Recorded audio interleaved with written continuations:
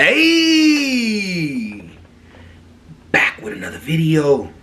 Today, we're going to be reacting to my man, Jon Stewart, one of the best debaters on the left.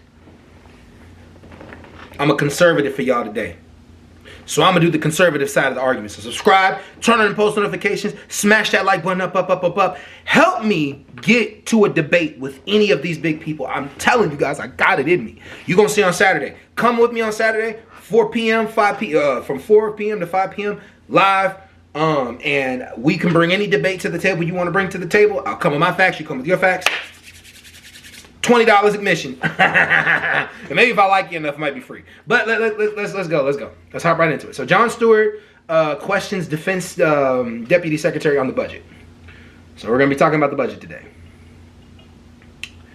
All right.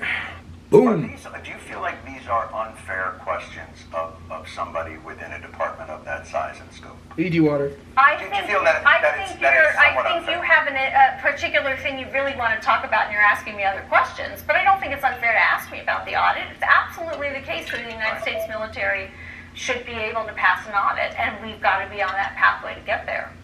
But don't you think that does speak to the larger point that we're trying to get at, which is good journalism uncovers corruption?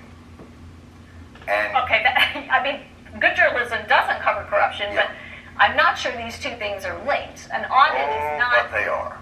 Okay, so you need to explain to me, do you understand what an audit does and the degree to which it is linked to the question that you're asking? I believe so. Okay, go ahead. Give me your explanation. No, I don't mind learning. So what I would suggest is that the audit that they have in the military doesn't really look at whether or not there's efficacy. It's just whether they got delivered the thing that they ordered.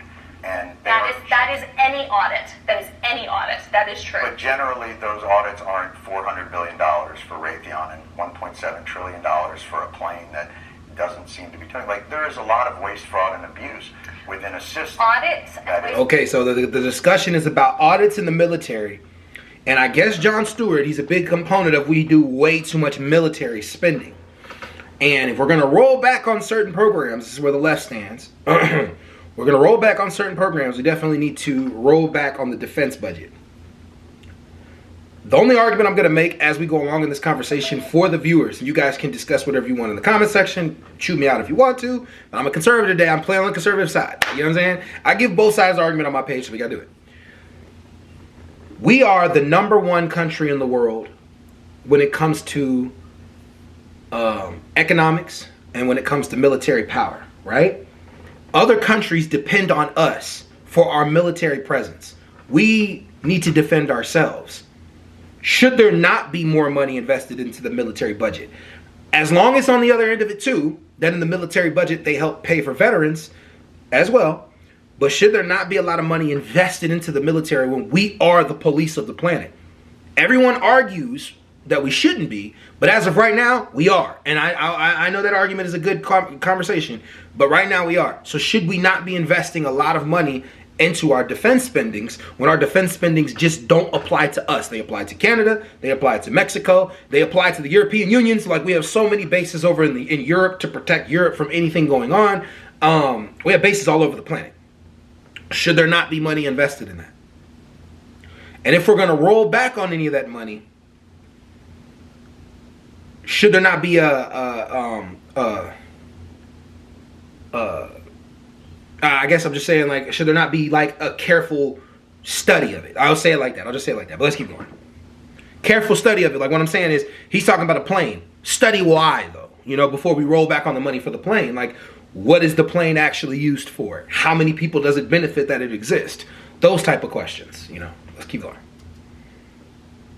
Fraud and abuse are not the same thing. So let's decompose these pieces. Please educate me on Sure. So an audit is exactly what you just described, yes. Which is, do I know what was delivered to which place? Right. The ability to pass an audit, or the fact that the DoD has not passed an audit, is not suggestive of waste, fraud, and abuse. That is completely false right there.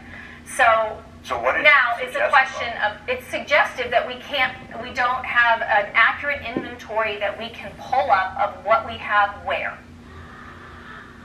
That is not the same as saying we can't do that because waste, fraud, and abuse has occurred. So, in my world, yeah, that's waste. How is that waste? If I give you $1 billion and you can't tell me what happened to it, that to me is wasteful. That means you are not responsible. But if you can't tell me where it went, then what am I supposed to think? And when there has been reporting, I mean, this is not like I'm not saying this is on you and that you caused this, but I think it's a tough argument to I'm pretty make sure I would cause it. an $850 billion budget to an organization that can't pass an audit and tell you where that money went. Like, I think most people would consider that somewhere in the realm of waste, fraud, or abuse, because they would wonder why that money isn't well accounted for.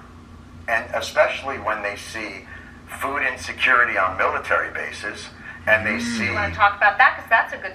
We should be talking... I mean, That's a good... On the conservative argument, could you really say that's not a good question? They don't have good food in certain places in the military. But we have an $850 billion budget.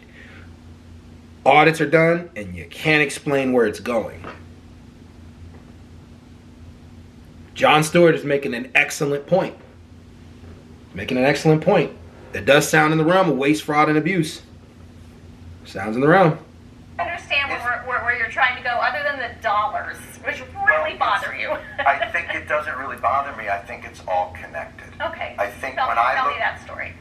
Tell me how you're thinking about that. When I see a State Department get a certain amount of money and a military budget be 10 times that, and I see a struggle within government to get people like more basic services, and then that department that got that, I mean, we got out of 20 years of war and the Pentagon got a $50 billion raise.